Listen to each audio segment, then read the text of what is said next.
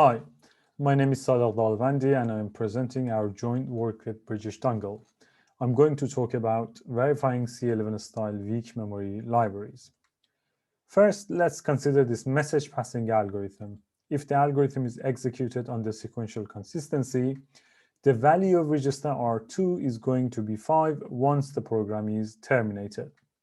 For the same program, if executed under C11 weak memory, it is possible for thread 2 to see the stale value of 0 for D and terminates in a state that R2 is equal to 0, which is not desirable.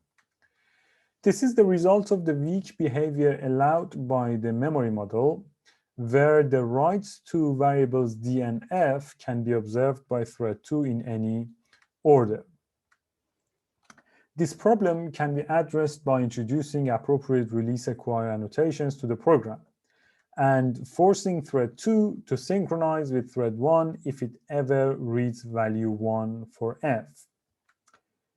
In our previous work, we introduced an operational semantics and a high-level assertion language that allows us to specify and verify closed programs on the C11 weak memory model.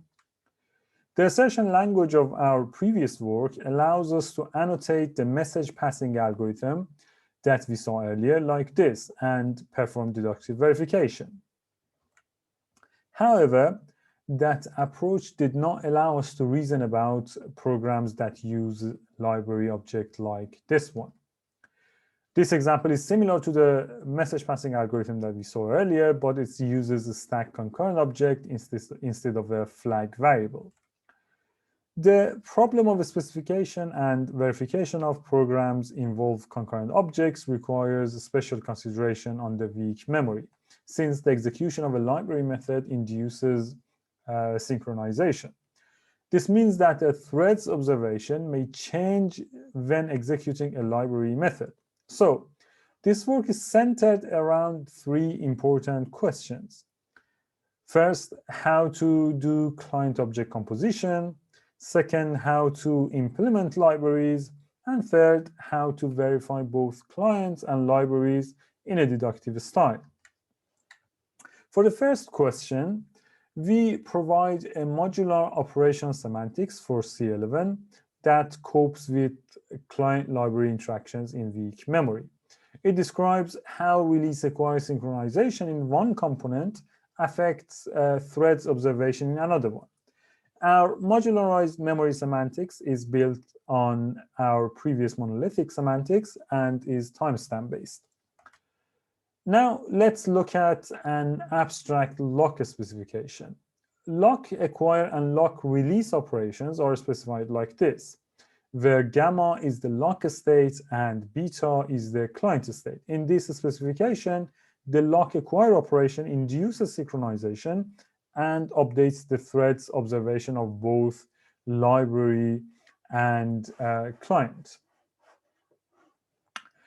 In contrast, the release operation only updates the lock state and client state will remain unchanged. Now, let's have a look at a program that uses this lock specification. In this program, both threads try to acquire the lock. If thread 1 acquires the lock, it will assign 5 to both shared variables D1 and D2 and release the lock afterward. If thread 2 acquires the lock, then it will load shared variables D1 and D2 into its local registers R1 and R2. We proved 2 important properties for this program. First, the mutual exclusion property for the lock, and second, an important visibility property that states if thread 2 has acquired the lock after thread 1, then it synchronizes with thread 1 and will have the same observation of shared variables, meaning that it will definitely observe value 5 for both variables D1 and D2. Otherwise, it will observe 0. It means that basically for both variables D1 and D2, it can only read 0. We use a notion of contextual refinement to show the correctness of an implementation with respect to the abstract object specification. In this work, we have proved that a version of sequence lock and ticket lock refine the abstract lock object correctly, and therefore can safely replace the abstract lock in a client program. To conclude, in this work, we presented a modular operational semantics for C11 weak memory and showed how client library composition can be done. We also provide a framework for proving the correctness of implementations through contextual refinement. All of our proofs are mechanized in Isabelle Hall.